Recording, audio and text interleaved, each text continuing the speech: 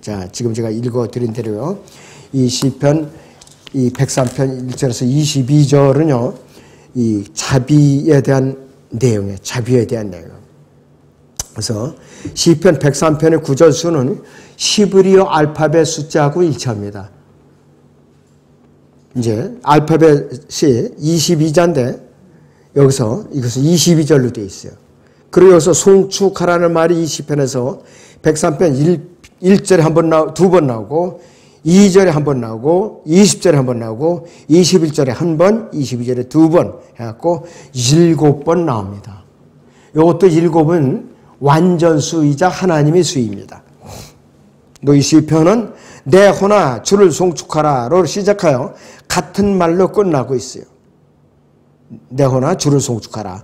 그래갖고 22절에도 오 내 호나 주를 송축할지어다 이렇게 나오고 있습니다.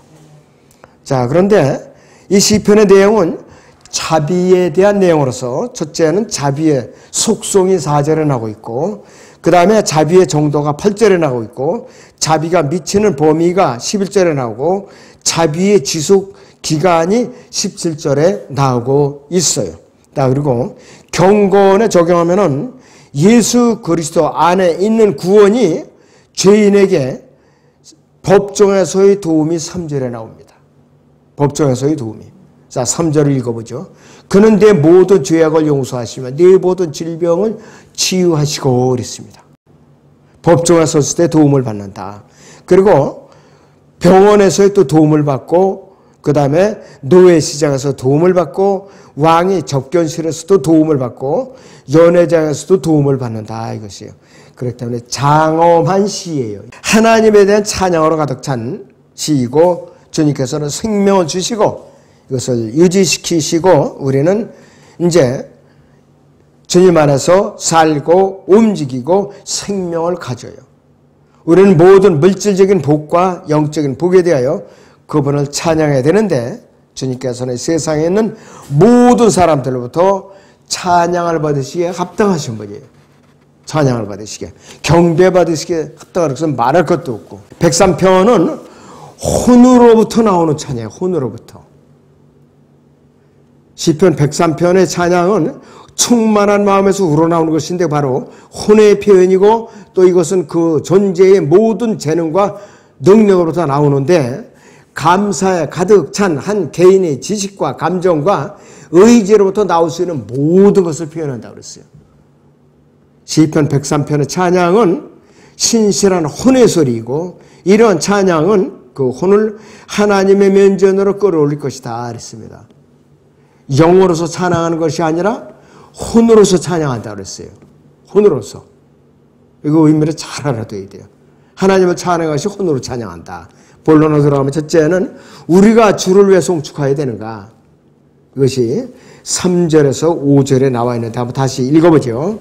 그는 네 모든 죄악을 용서하시며 네 모든 질병을 치유하시고 너의 생명을 파멸해서 구속하시며 자애와 온유와 자비들로 네게 관을 씌우시고 좋은 것들로 네 입을 흡족해 하시니 네 젊음이 독수리의 젊음같이 새로워지는도다 했습니다. 그래서 우리는 성도로서 마땅히 각자의 안에서 하나님을 찬양할 수 있는 모든 것을 찬양해야 돼요. 내 육신 안에는 선한 것이 거하지 않기 때문에 내 안에 계신 성령께서 내 혼을 다스려 주셔야 돼요. 관장하시고. 그밖에 다른 방법은 없죠. 성도들의 죄를 왜 송축해야 되는가? 6가지 이유가 나오는데 첫째는 우리의 죄를 용서해 주시는 분이에요. 그래서 찬양을 해야 돼요. 우리는 그래서 주를 송축해야 되는 이유가 첫째는 우리 죄를 용서해 주시는 분이에요. 103편 12절에 보면은 동이소에서 먼 것 같이 그가 우리의 죄가들을 우리로부터 멀리 옮기셨으며 그러죠. 동쪽에서 서쪽은 안 보이잖아요, 서로. 그러니까 우리 눈에 보이지 않게 옮기셨다 이거예요. 미카 7장 17절에서는 바다 깊은 곳에 던져버리셨다 그래요. 바다 깊은 곳을 우리가 들여다볼 수 있나요? 잠수함이 아무리 깊어도 몇천 미터 이하로 내려갈 수 없어요. 수압 때문에. 자, 두 번째는 왜 우리가 주를 송축해야 되는가? 우리는 모든 질병으로부터 치유하시는 분이기 때문에요.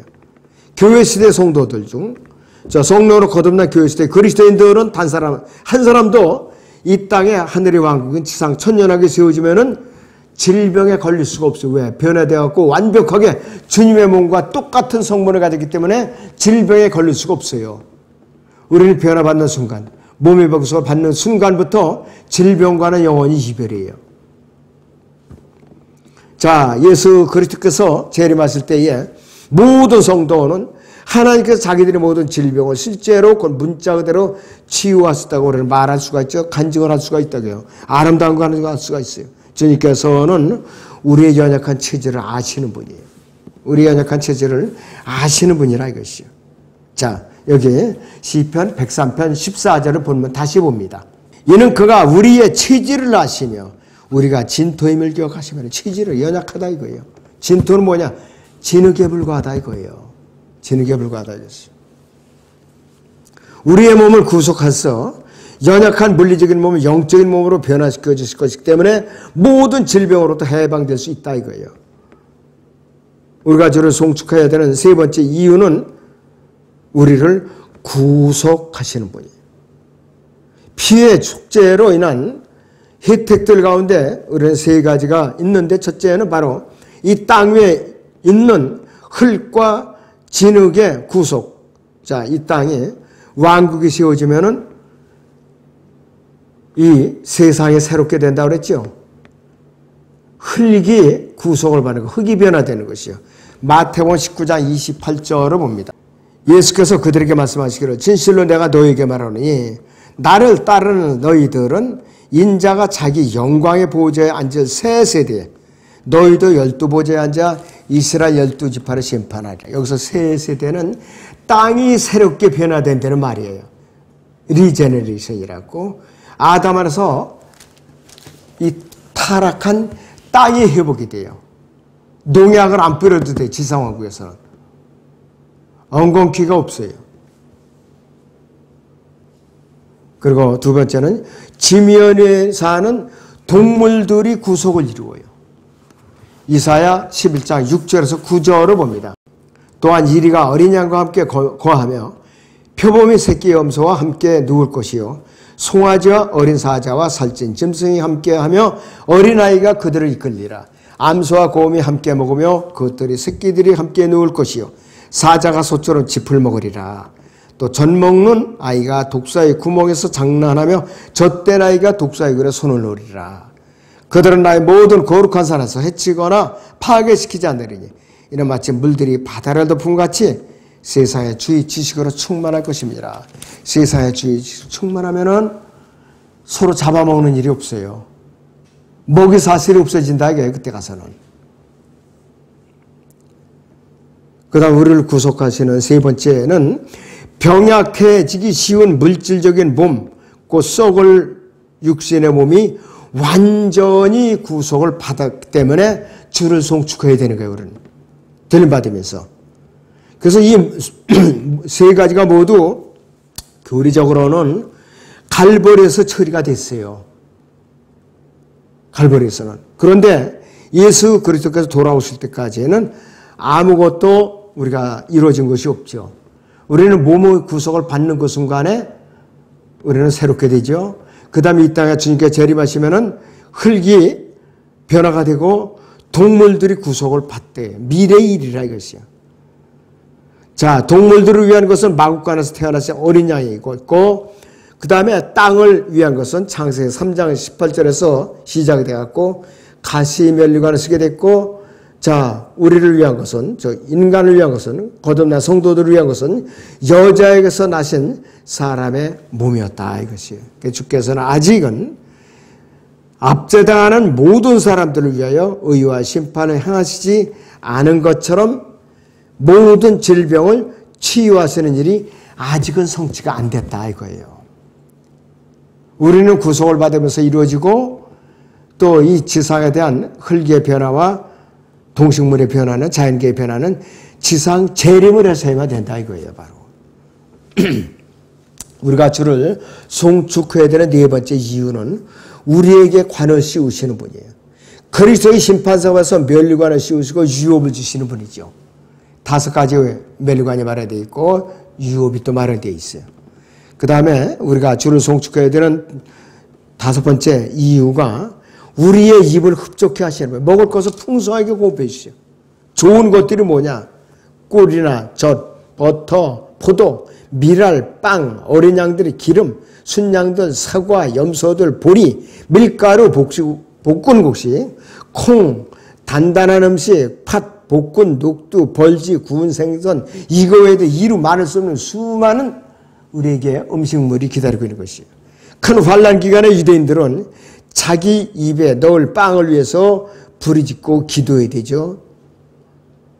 왜 그런가 이것은 이 빵은 기적적으로 공급이 돼요. 그러니까 일용할 양식을 달라고 주기도문은 그때 부르짖는 거예요. 일용할 양식을 달라고. 자, 미카서 7장 14절을 봅니다.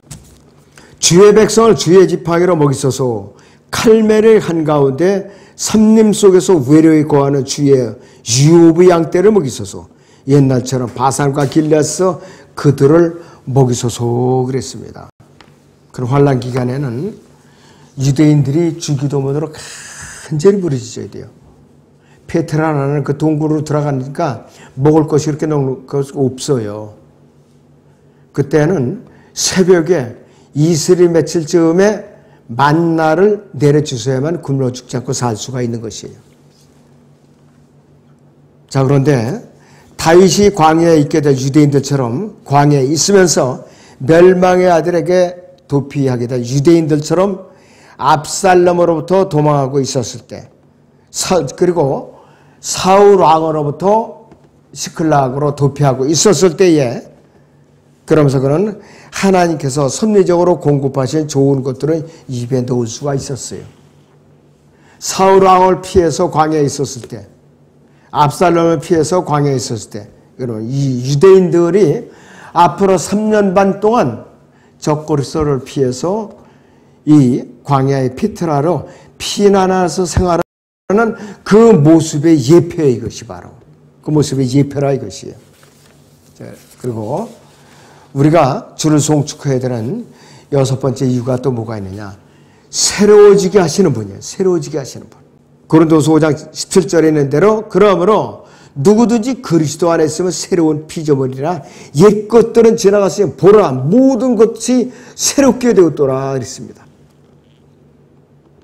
시편 103편 7절에 있는 대로 우리는 그의 행사들에 대해서만 아는 것보다 그의 길들에 대해서 아는 것이 더 낫다.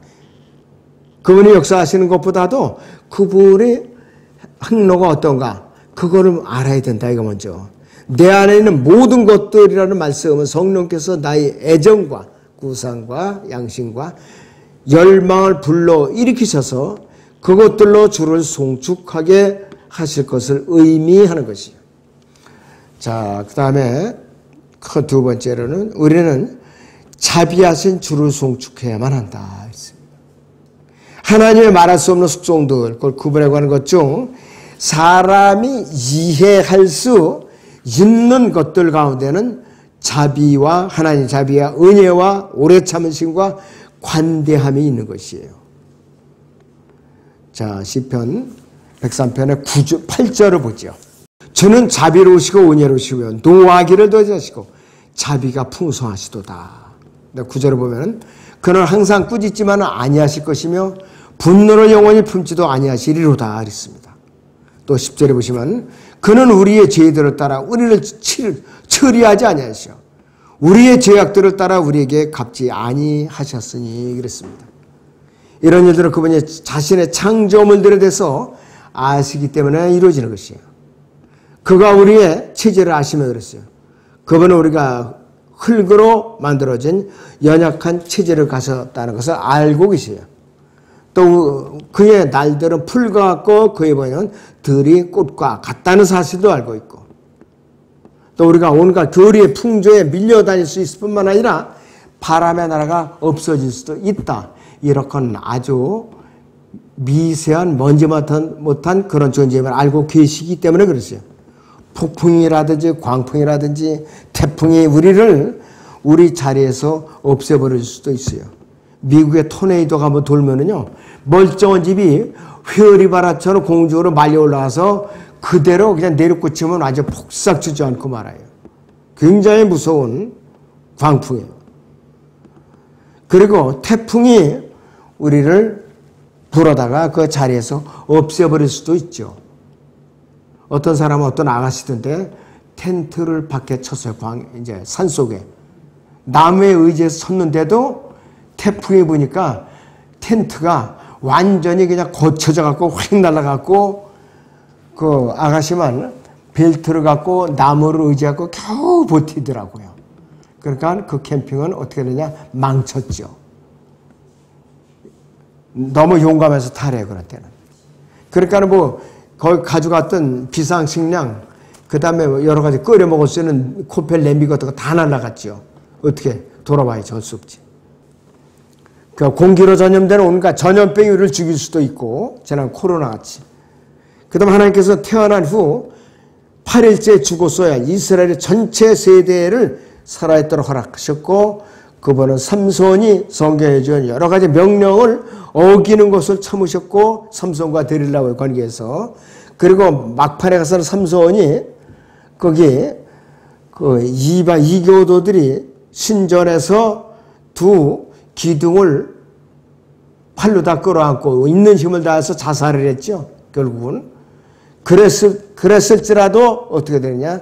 삼손의 이름이 히브리서 11장 32절에서는 믿음의 영웅들 가운데 기록을 하셨어요. 삼손의 이름을. 그분은 다윗이 어떠한 구약의 희생제물로도 속죄할 수 없는 두 가지 죄를 범한 후에도 살게 하셨다 이거예요. 인구조사와 우리아의 아내였던 이 바세바의 남편이었던 우리아를 고의적으로 죽인 거. 너무나도 큰 죄에 있었죠. 그런데도 특별한 자비 가운데 살려주셨고 수명에 다 차서 만수를 누리고 나서 편하게 잠자리에 이제 죽음을 맞이하게 하신 거예요. 이스라엘이 하나님의 독생자를 사형해 이제 십자가에 못 박아 죽이고 거부한 후에도 그들을 바라잡아 주시러 거의 40년을 기다려 주셨어요. AD 70년에 로마군이 와서 불살라 버렸죠. 승천하신 후 40년이나 기다렸던 거예요. 율법을 범한 것으로 해서 므낫세가 죽여버릴 수도 있었는데 어떻게 되냐? 바벨론을 포로로 끌고 왔었죠. 근데 뉘우치니까 참여하니까 다시 왕위를 복위시켜줬던 그런 분이라 이것이요. 노하기를 더디하시고 죄인들이 돌이키기를 기다리는 분이에요. 그래서 유대인들이 1875년의 기간인데 지금으로 말하면 거의 2000년 기간이에요. 팔레스타인을 이제 돌아갔는데 독일이 러시아에 40년 동안 속국으로 있은 후에 재결합이 되도록 하셨다. 이건 뭐냐? 독일이 2차 대전 때 유대인들을 600만이나 죽였잖아요. 그 징계의 일환으로서 동독 소독이 나눠져 있었잖아요. 나중에 결합을 시켜주신 거예요. 자, 하나님께서 느부갓네살이 예루살렘을 파괴하고 있던 동안에도 예루살렘의 회복을 약속을 하셨고 이집트와 아시리까지도 마지막에는 보고롭게 하신다고 그랬어요. 보고롭게 하신다고. 이사야 11장 16절을 보죠. 남게 될 그의 백성의 남은 자들을 위해 아시리아로부터 대로가 있게 하시리니 이스라엘이 이집트 땅에서 나왔던 그날에 이스라엘에 있었던 것과 같게 하시리라 그랬습니다. 이집트하고 그때는 아시리아, 시리아, 레바논 다 화해를 하게 된다 이거예요. 하나님께서 그렇게 하시는 거예요. 그분은 자녀들을 꾸짖지만은 이제 다른 때에는 그들에게 미소를 지시고 그분은 다윗을 꾸짖으시고 징계를 혹독하게 했었지만은 말년에 어떻게 했느냐? 말년에서는 주님께서 회복시켜주고 편안하게 눈을 감게 해주신 거예요. 모세를 꾸짖으셨는데 철문년 후에 약속의 땅으로 들어가도록 허락하시고 또 예배로서 변화산에서 모세와 엘리야가 부활하신 예수님과 함께 있었죠. 그리고 앞으로 환난 기간에도 또 다시 오는 거예요. 또 다시 이 요한계시록 11장에 보면은 모세와 엘리야가 지상제일을 하죠. 그러고 3년 반 동안 또 사역을 하는 것이에요. 모세와 엘리야가. 자, 그리고 만약 하나님께서 우리의 죄들을 따라서 우리를 처리하셨다면은 우리는 죽어서 예외 없이 지옥에 가 있었을 거라 이것이요. 그런데 카인은 그의 죄악들을 따라서 보응을 받지 않았죠. 하나님께서 카인을 죽여갖고 지옥을 보낸 것이 아니라 그에게 누구든지 만나는 자마다 카인을 죽이지 못하도록 표를 해줬죠. 표를 해줬다 이것이요. 자, 그런데 동이 서에서 먼 것 같이 지구가 회전해서 동이 결코 서로 덮치지 못하도록 우리는 이것이 아주 멀다고 인정을 해야 돼요. 하나님께서 그분의 피로 구속받은 그분의 자녀들이 죄를 기억하지 않으신다는 말이에요. 그분의 죄를 기억하지 않으신다는 말이에요. 교리적으로 우리는 이스라엘이고 언약과 계명대로 분명한데 우리는 몇 가지를 적용할 수가 있어요. 영적으로. 자, 시편 103편 15절에서는 사람으로 말하면 이라고 되어 있고 11절에서는 그를 두려워하는 자들, 그리고 신약에서 회당의 예배에 참석한 이방인들로서 나타나기 때문이라고 그랬어요. 자, 어머니는 위로하고 아버지는 불쌍히 여긴다고 그랬는데 남자가 여자와 신체적, 감정적, 기질이라든 인생관 등에 있어서 어떻게 이것만 다른 것이 아니고 자녀의 필요에 반응하는 이 자녀에 대한 애정도 남편과 아내가 비교할 수 없을 정도로 차이가 나는 것이에요. 자, 아무도 어머니처럼 위로할 수가 없다 이것이에요. 우리는 진토로 돌아갈 진토, 진흙으로 돌아갈 진흙이라 이것이에요. 재로 돌아갈 재에 불과하다 이것이에요.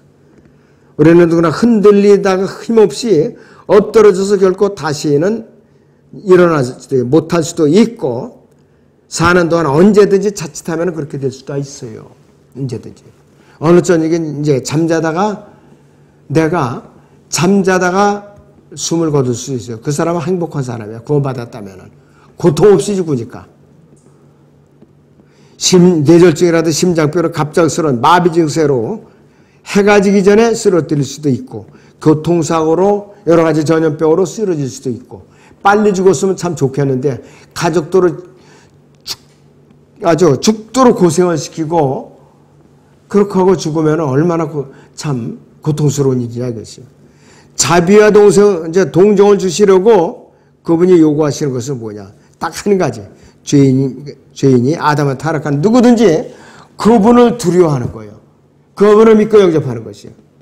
구약에서 하나님을 두려워하는 사람의 자세는 계명들을 지키는 거. 그러니까 계명들을 지키면 그들은 사는 거예요. 행위로. 그리고 구약에서 하나님을 두려워하는 사람의 자세는 계명들을 지키는 것인데 하나님께서는 그분을 두려워하는 자들을 불쌍히 여기세요.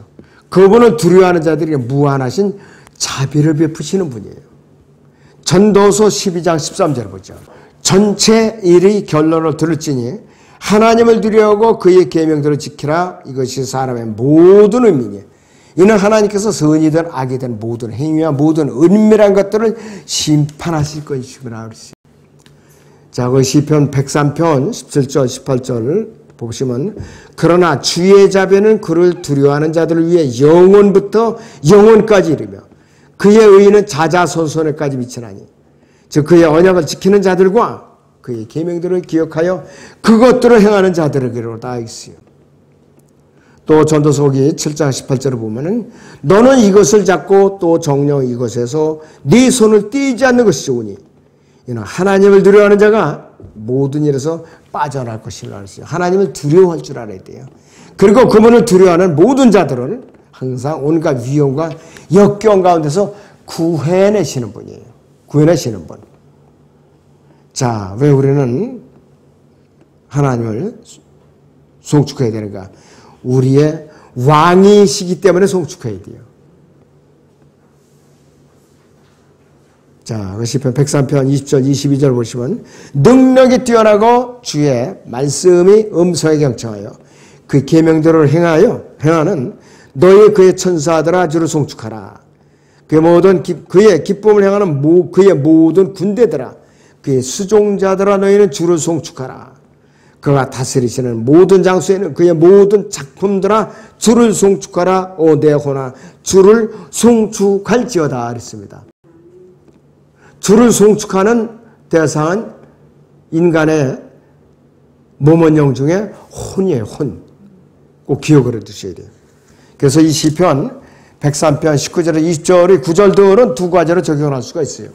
첫째는 어느 때나 우주를 지배하시는 하나님의 일반적인 연수와 권위에 대한 것으로, 또 두 번째는 하늘의 왕국, 지상에 세워져 천년 왕국에서 예루살렘에서는 그분의 통치에 대한 것인데, 하늘들에 마련된 그분의 보좌는 주의 보좌로서 이 땅에 언제 나타나느냐, 재림하셨고 왕국을 세우시면은 다윗의 보좌가 바로 그것이에요.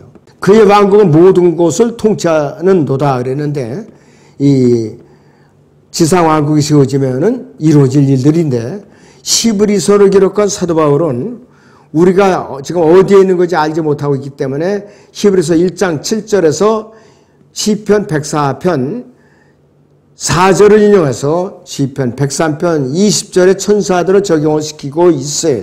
자, 시편 여기서 히브리서 1장 7절을 보죠. 또 그 천사들에 관해서는 말씀하시기를 그는 자기 천사들을 영들로 자기의 사역자들을 불꽃으로 삼으셨느냐고 하셨느니라 그랬어요.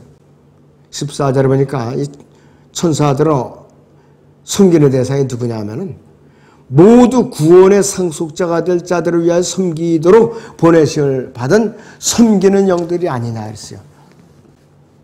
구원받은 유대인들이 지상왕국에서 상속자이기 때문에 이들은 구원을 상속받는다고 그랬어요.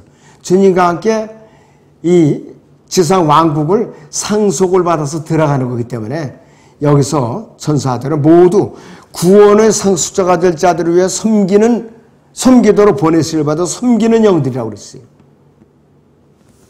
특이하죠? 여기서 천사들은.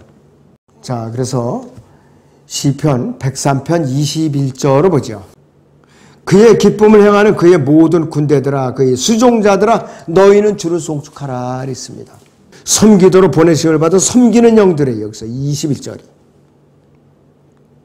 천사들은 능력이 뛰어나고 그들 중 하나가 12시간도 못해서 18명 5천명이나 되는 사람들을 죽일 수 있었다는 사실이 분명한 것이에요.